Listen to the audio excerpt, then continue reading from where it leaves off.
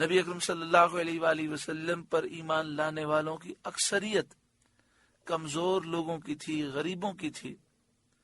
لیکن آج آپ دنیا میں دیکھیں تو قادیانی، آغا خانی اور اس طرح کے جتنے اللہ اور اس کے رسول اور صحابہ کرام اور اولیاء کی بے ادب گستاخ ہیں، کروڑ پتی اربوں پتی ہیں. اور آپ آج دیکھیں گے کہ حضور سے محبت کرنے والے اور حضور کے نام پر جان دینے کا جذبہ رکھنے والوں میں اکثریت غریبوں کی ہے، اکثریت کمزور لوگوں کی ہے. پیارا آقا صلی اللہ علیہ وآلہ وسلم نے ایسے ہی لوگوں کے متعلق فرمایا کہ ایسے غریب جنت میں 500 سال پہلے داخل ہو جائیں گے. مراد کیا ہے کہ اگر غریب اور امیر دونوں نے اعمال برابر کیے ہیں، غریب اور امیر کا عمل برابر ہے، دونوں متقی پرہیزگار ہیں، دونوں کی نیکیاں برابر ہیں، تو مالدار 500 سال کے بعد جائے گا، غریب 500 سال پہلے چلا جائے گا. اس کی وجہ یہ ہے کہ اس نے دنیا میں دکھ برداشت کیے ہیں، صبر کیا ہے، غم برداشت کیے ہیں، تو اللہ تعالیٰ اسے صلہ عطا فرمائے گا. لیکن یہ مسئلہ اس وقت ہے کہ جب غریب بھی نیک ہو، مالدار بھی نیک ہو.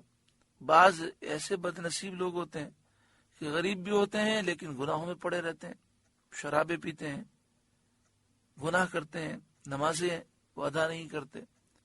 اللہ تعالیٰ عقل سلیم عطا فرمائے، ہدایت نصیب فرمائے. اور بعض امیروں میں ایسے مالدار لوگ ہیں کہ ماشاءاللہ تہجد گزار ہیں، دین کے لیے خوب مال خرچ کرنے والے ہیں. وہ حضرت عثمان غنی رضی اللہ تعالیٰ عنہ کے نقش قدم پر ہیں. لیکن یہ ضرور بات ہے کہ مسلمانوں کی اکثریت اور اہل حق کی اکثریت غریبوں پر اور کمزور لوگوں پر مشتمل ہے. فَإِنَّ الْعِزَّةَ لِلَّهِ جَمِيعًا، تو بے شک ساری عزت اللہ ہی کے لیے ہے. عزت اللہ کے دست قدرت میں ہے، وہ جسے چاہے عزت نصیب ہوتی ہے. اللہ جسے عزت دے وہ عزت والا ہے. تو اللہ نے انبیاء اور مومنین کو عزتیں عطا فرمائی. وَقَدْ نَزَّلَ عَلَيْكُمْ فِي الْكِتَابِ، اور بے شک اللہ تم پر کتاب میں اتار چکا. قرآن مجید فرقان حمید میں یہ حکم آ چکا، ان اذا سمعتم آیات اللہ، کہ جب تم اللہ کی آیتوں کو سنو، یکفر بہا، کہ ان کا انکار کیا جاتا ہے، ویستہزأ بہا، اور ان کی ہنسی بنائی جاتی ہے، مذاق اڑایا جاتا ہے، فلا تقعدوا معہم، تو ان لوگوں کے ساتھ نہ بیٹھو، حتی یخوضوا فی حدیث غیرہ، جب تک وہ اور بات میں مشغول نہ ہوں. کفار کی ہم نشینی اور ان کی مجلسوں میں شرکت کرنا، ایسے ہی اور بے دینوں اور گمراہوں کی مجلسوں کی شرکت اور ان کے ساتھ یارانہ اور مصاحبت، صحبت اختیار کرنا ممنوع فرمائی گئی.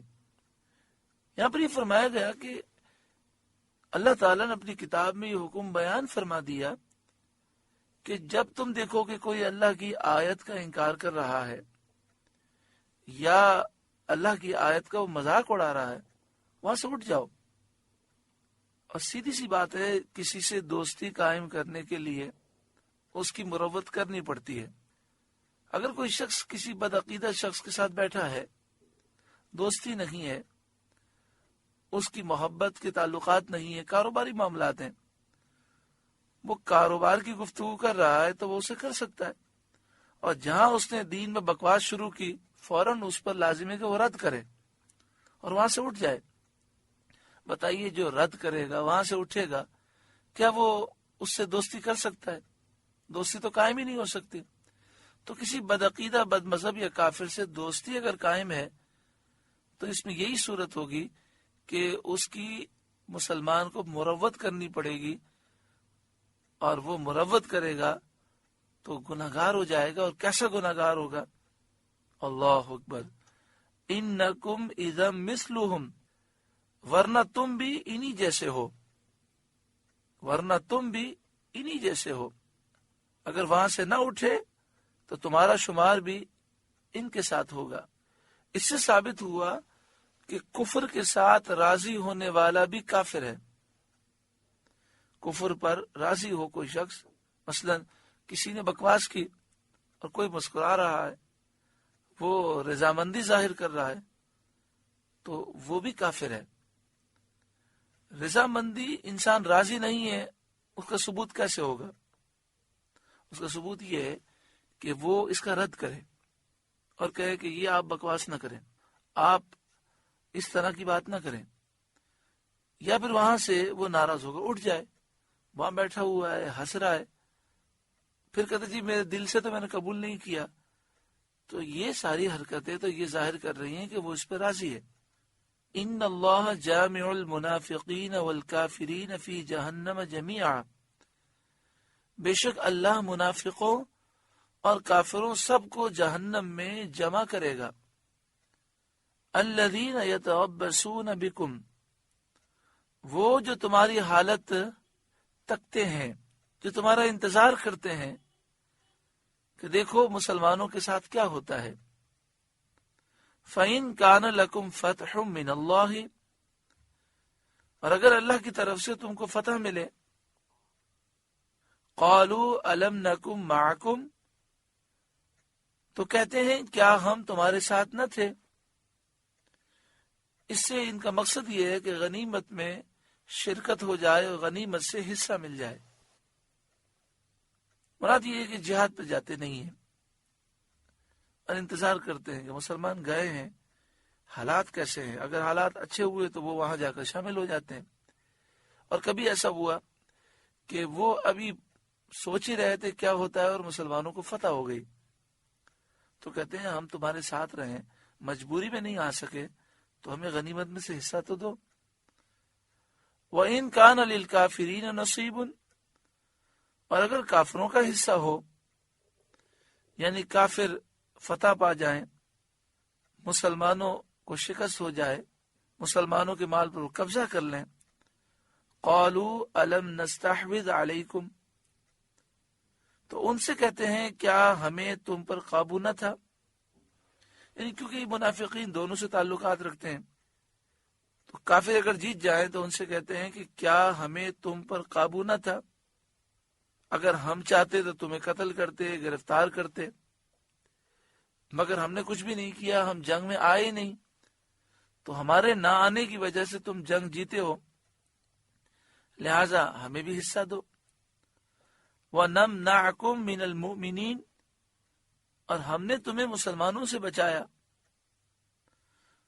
اور مسلمانوں کو طرح طرح کے ہیلوں سے روکا، اور مسلمانوں کے راز تمہیں بتائے ہم نے، اب ہمارے اس سلوک کی اور اس معاملے کی قدر کرو اور ہمیں حصہ دو۔ فَاللَّهُ يَحْكُمُ بَيْنَكُمْ يَوْمَ الْقِيَامَةِ، تو اللہ تم سب میں قیامت کے دن فیصلہ کر دے گا۔ اے ایمان والوں، اے منافقوں، اللہ تم سب میں فیصلہ کرے گا قیامت کے دن، اور وہ فیصلہ کیا ہوگا؟ اللہ مومنین کو جنت عطا کرے گا اور منافقوں کو جہنم میں داخل فرمائے گا۔ وَلَن يَجْعَلَ اللَّهُ لِلْكَافِرِينَ عَلَى الْمُؤْمِنِينَ سَبِيلًا، اور اللہ کافروں کو مسلمانوں پر کوئی راہ نہ دے گا، یعنی کافر مسلمانوں کو مٹا نہ سکیں گے اور حجت میں وہ غالب نہ آ سکیں گے۔ اسی طرح اگر مسلمان مر جائے تو اس کا جو کافر رشتہ دار ہے اس کو وراثت میں سے کچھ حصہ نہ ملے گا۔ وَلَن يَجْعَلَ اللَّهُ لِلْكَافِرِينَ عَلَى الْمُؤْمِنِينَ سَبِيلًا، اور اللہ کافروں کو مسلمانوں پر کوئی راہ نہ دے گا، یعنی کافر مسلمانوں پر اس طرح غالب نہ آ سکیں گے کہ وہ مسلمانوں کو فنا کر دیں۔ سورۃ النساء کا 20واں رکوع مکمل ہوا۔ اللہ رب العالمین اس رکوع کے نور سے ہمارے قلوب کو روشن اور منور فرمائے۔ آپ سے گزارش ہے کہ قرآن کے اس پیغام کو آگے پہنچا کر ثواب جاریہ حاصل کریں۔